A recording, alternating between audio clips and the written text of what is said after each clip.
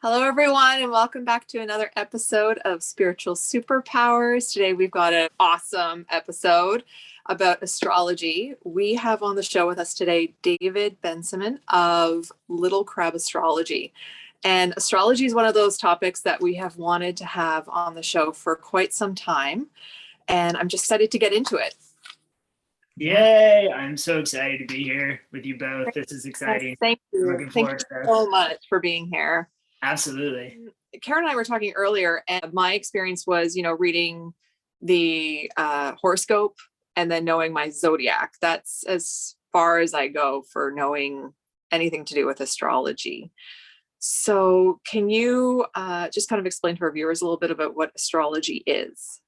Absolutely. And that is the gateway and the intro that most all of us were greeted with astrology, was through like seeing our sun sign somewhere, seeing in the horoscope section of online or in a magazine. Like, this is how so many of us were first introduced to astrology, because the sun is our core. It is our conscious self. It rules the intellect, the mind, and it is the most visible traits of ourself and our vitality and our energy center and our will to do what we are going to do in this life and express who we are.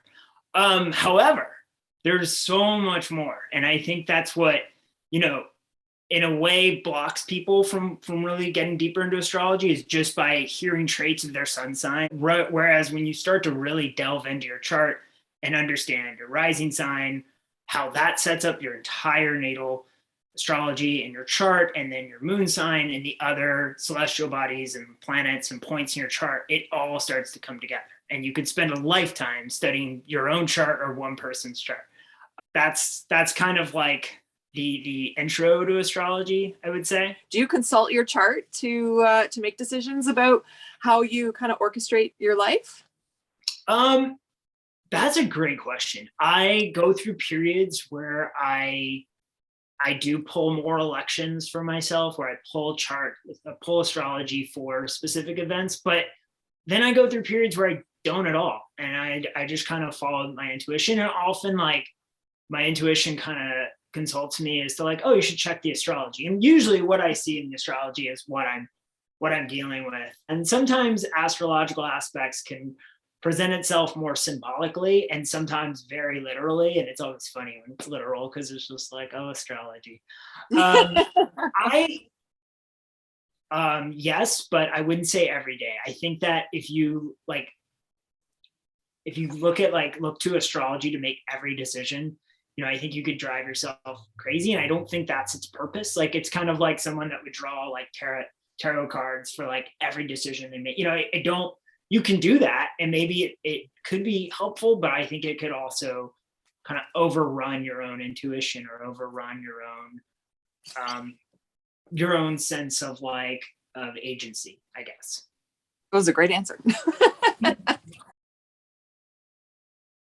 Well, then I guess we'll dive into that now. Is that good, Karen? Yeah. Let's do it. Okay. So what I'm going to do is going to share my screen.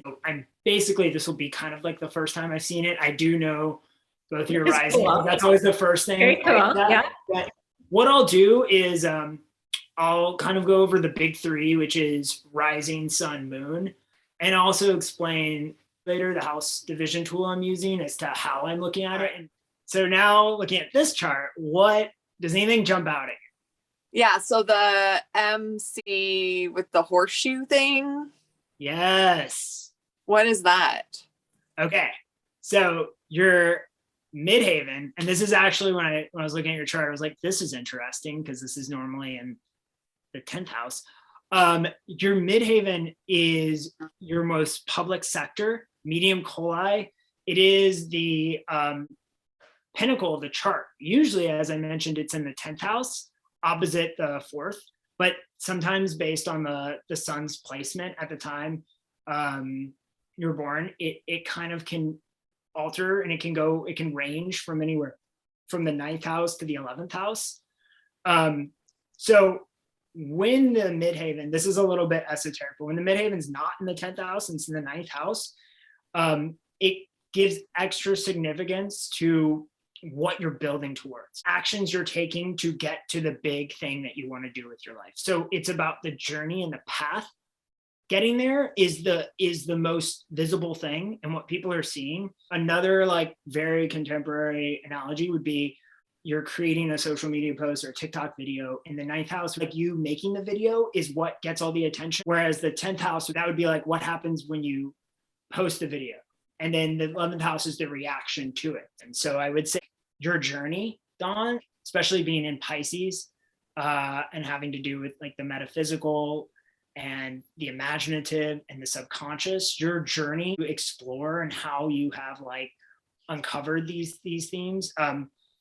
You have the South Node right there, could kind of represent things that are being brought in from past lives, things that you came in to this life already understanding and knowing.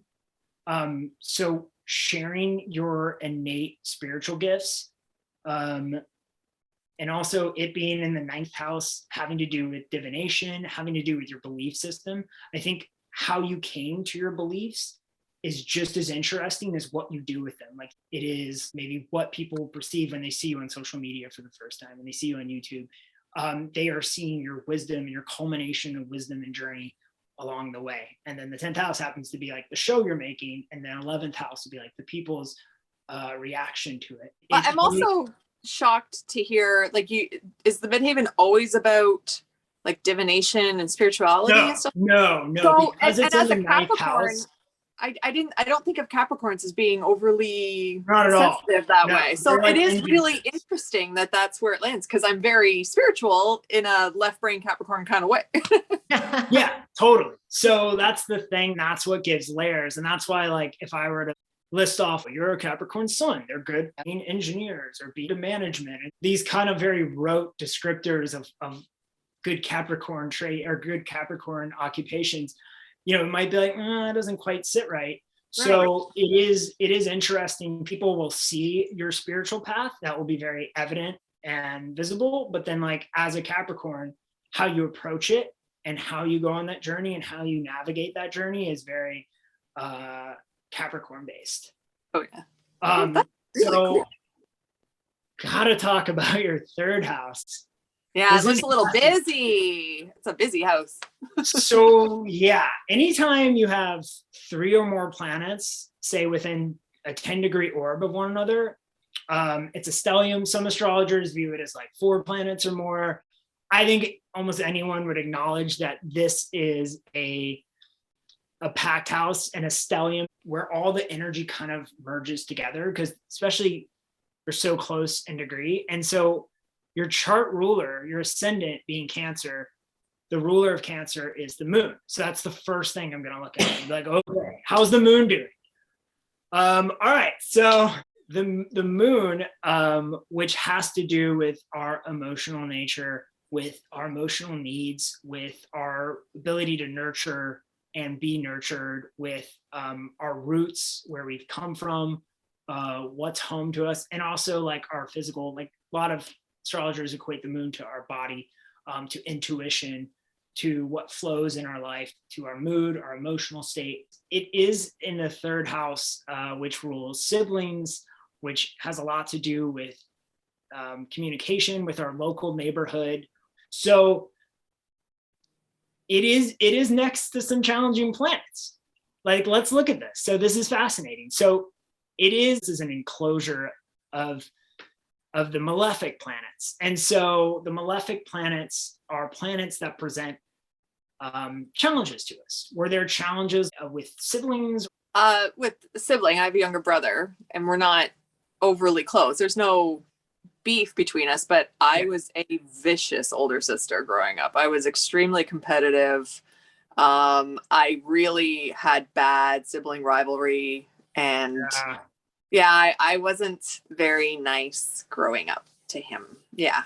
So Mars is a planet of war, assertion, getting from point A to point B as quick and as easily as possible. And so it can be cutthroat.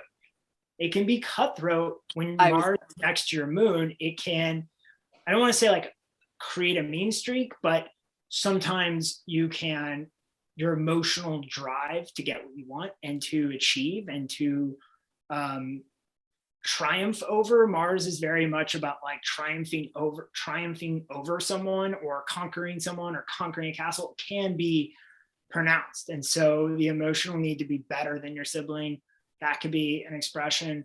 And the other planet next to it is Saturn, which is the ruler of Capricorn. And so all of this is in Virgo, which could have, were you like a perfectionist? Like this is like Virgo energy is about having everything in order. And it is also about service though. So as it can manifest later, as you start to become like really driven to serve others and to be of service to others. But sometimes what I find in astrology, like in our younger years, you experience a lot of the more challenges. And as you get older, in retrospect and hindsight, examine how these challenges have fared for you, and how can I transcend, how can I evolve, and how can I not repeat the same mistakes or the same pattern. So Saturn is about like achievement and overcoming the earthly obstacles in our way to get there. So it's a lot about like restricting,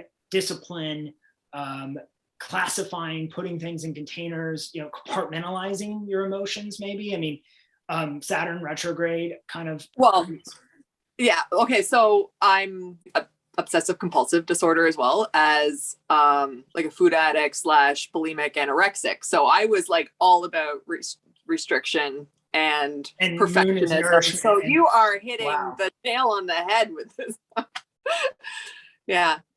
We also have Jupiter here, which is the most helpful planet in a day chart, and the day chart being that your sun is above the horizon, and clearly you're born during the day at like 3:54 p.m. So Jupiter is where we can experience expansion, abundance, and ease. So you have it next to Mars. The good and the bad may have all been tied together, and it's almost where there was benefits to like, perfectionistic tendencies, or where there you reap the rewards of like being very disciplined or being type A, did get like maybe some material results from that. And then also you had to deal with the consequences of that at the same time. So it's very all tied in together. Such a concentration of this area. And that is bang on for me. Absolutely. And I have to say that I'm quite different now than what I was when I was younger. I'm like a recovering perfectionist, as I say, a recovering type A personality. And yeah, but it did serve me, and it served me really well, but there were consequences as well. And I think as I got older, I reevaluated a lot as to what my intentions were and what outcomes I really wanted to happen. So I feel I have a lot more balance now. So everything you just said is like, wow, bang on.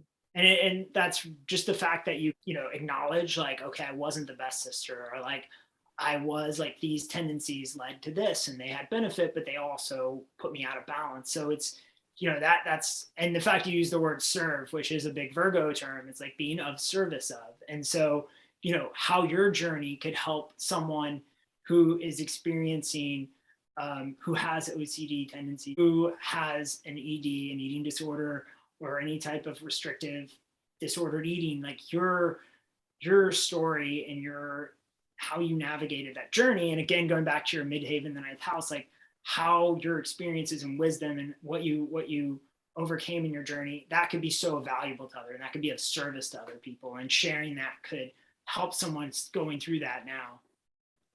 Yeah. And that's all I want right now, is to be of service. So thank you. Wow. Wow. And so I have this chart now. And so would I come back to you with it at different points, and we kind of talk about where we are with the planets in the present day, where they are, or what do we do with this chart going forward? This is okay. So this is where it gets really fun. So there's lots of different techniques. Like, let's say you're, hey David, what's like from birthday year this year to birthday year next year, what's that going to look like for me? And there's a couple different ways we look at that. We can look at your solar return chart, which is looking at where all the planets are when the sun is at the exact point it was when you're born. So that means 16 degrees Capricorn, 42. Now, it's going to look completely different every year. And that kind of is like a topographic map where you can see all the like details of like the rivers and the mountains you have to traverse through the year, and the details of how you're gonna traverse that area. And then there's something called annual perfections, which is an ancient timing technique from Hellenistic astrology that looks at what house is going to be the central theme.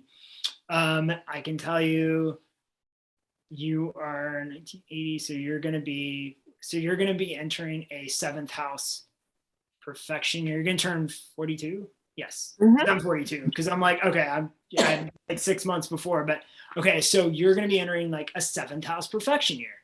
And that means that the 7th house and the planet that rules the 7th house, which is Saturn, is going to have extra emphasis. So, January to January, relationships, partnerships are going to take on an extra emphasis. And because they're ruled by Saturn, I'm going to look at like where Saturn is in Virgo in the 3rd house. It's like, wow, how you communicate with the people, especially maybe your professional partnerships, and where you're trying to go, and what you're trying to build together. It kind of ties into a lot of like what I'm seeing in your natal chart. But so 7th house being hugely emphasized for you in the year ahead. And then there's, on an even nerdier level, there's zodiacal releasing, where you can look at like, are you going through peak periods, preparatory periods, or like release periods, wrap up periods? So that's really cool. So these would be kind of touched on in usually later sessions. Yeah. Later sessions. Cool. So, like how often people tend to come on, like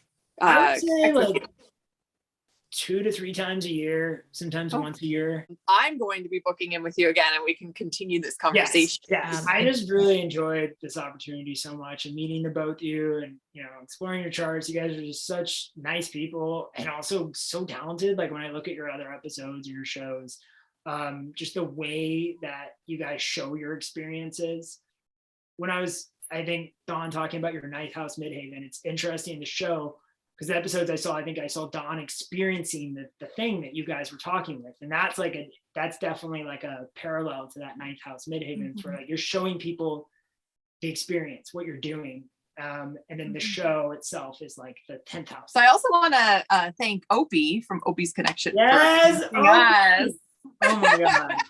Yeah, Cheryl, because she messaged us and said, look, you've got to connect with David because he is amazing. So she knew that we had been looking for an astrologer, and it worked out so well. She's just so sweet. She exudes joy and happiness. So yeah, such a powerful psychic and such an amazing human. It's just she definitely is. Yeah.